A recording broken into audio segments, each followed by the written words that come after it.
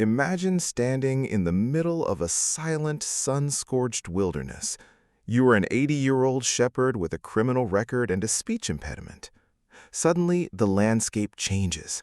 You see a bush engulfed in flames, but the branches aren't turning to ash. The fire just keeps burning, steady, impossible, and terrifying. When you move closer, a voice calls out from the fire, giving you an assignment that sounds like a death sentence.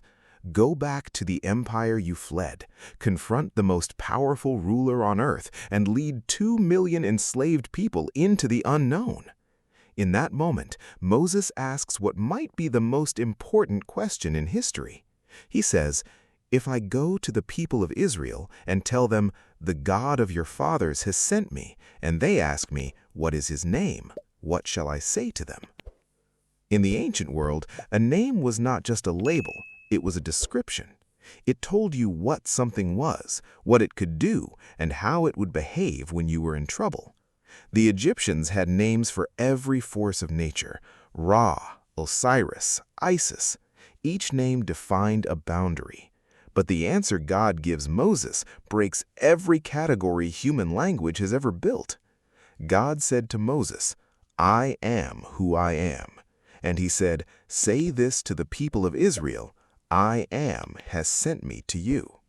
This is the origin of the name Yahweh. It comes from the Hebrew root meaning to be or to exist. It literally means the one who is. Not a god of the sun or a god of the river, but the ground of existence itself. But here is the problem we face today. We have turned Yahweh into a dusty theological term or a relic of ancient history. We use it as a title, but we often feel like the "I am" is nowhere to be found when our specific lives are falling apart.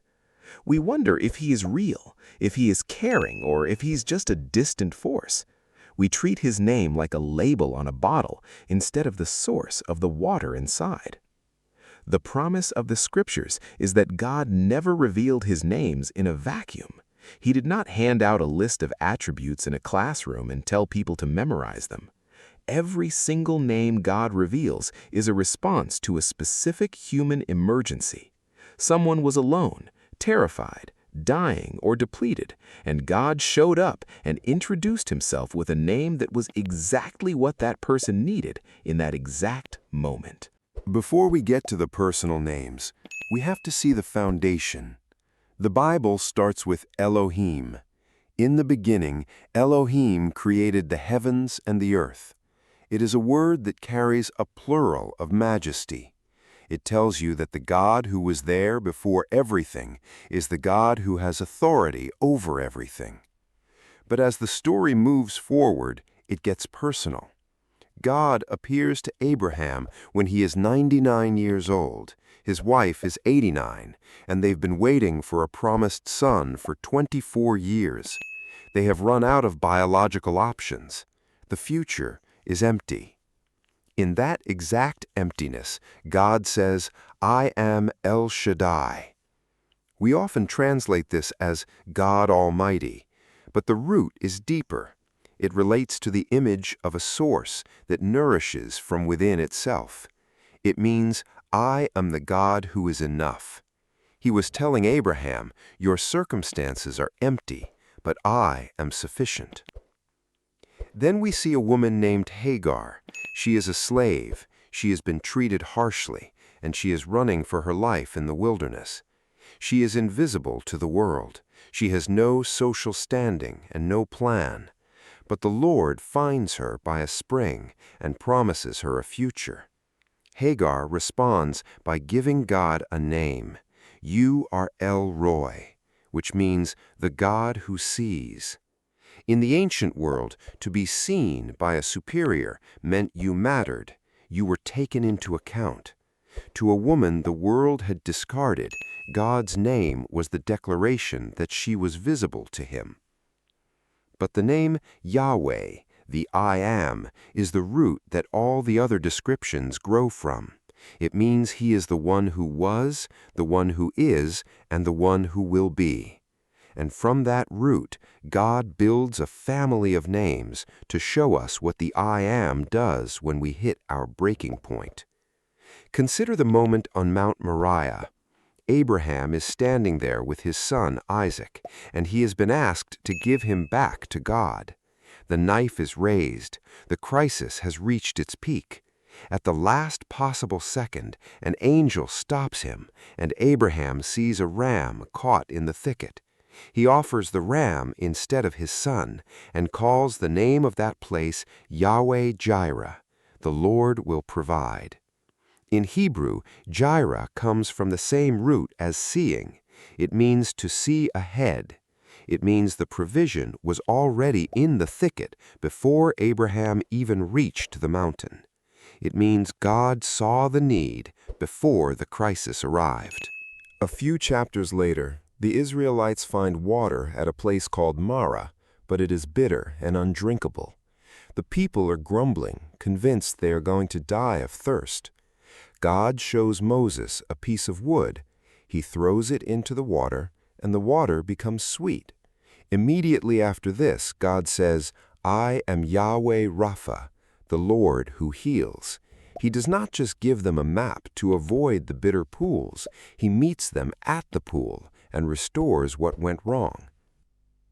When the nation is attacked by the Amalekites, Moses has to stand on a hill with his arms raised. As long as his hands are up, they win. When they drop from weariness, they lose. So his friends hold his arms up until the sun sets and the victory is won. Moses builds an altar and calls it Yahweh Nissi. The Lord is my banner. A Nissi was the rallying point for an army.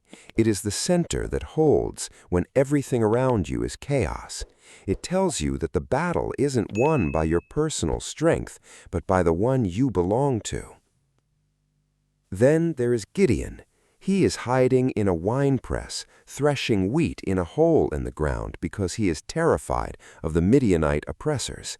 An angel calls him a mighty man of valor, and Gideon basically asks, "If God is with us, why is my life a mess?" After God gives him a sign of fire, Gideon realizes he is in the presence of the Lord and thinks he's going to die. But God says, "Do not fear," and Gideon calls him Yahweh Shalom. The Lord is peace. Here is the key. God gave him that name before the battle was won. Peace is not the reward you get at the end of the struggle. It is the foundation you stand on while you go through it. Perhaps the most famous of these names opens the 23rd Psalm, Yahweh Roi, the Lord is my shepherd. In the ancient world, a shepherd was someone who slept in the dirt, chased down wandering animals, and pulled sheep out of thorns. David, who wrote the psalm, had killed lions and bears to protect his flock. This name tells you that God does not just manage the universe from a distance, He tends to you with individual care. As the Old Testament reaches its darkest hour, the prophets reveal the final pieces. Jeremiah, watching the kingdom fall, announces a coming king who will be called Yahweh Tsidkenu, the Lord our righteousness. It means our right standing with God will not come from our performance, it will be a gift. Then Ezekiel sees a vision of a new city where the final word is Yahweh Shammah. The Lord is there. It means His permanent address is in the middle of His people. The exile is not the last chapter. Which of these names hit you the hardest today?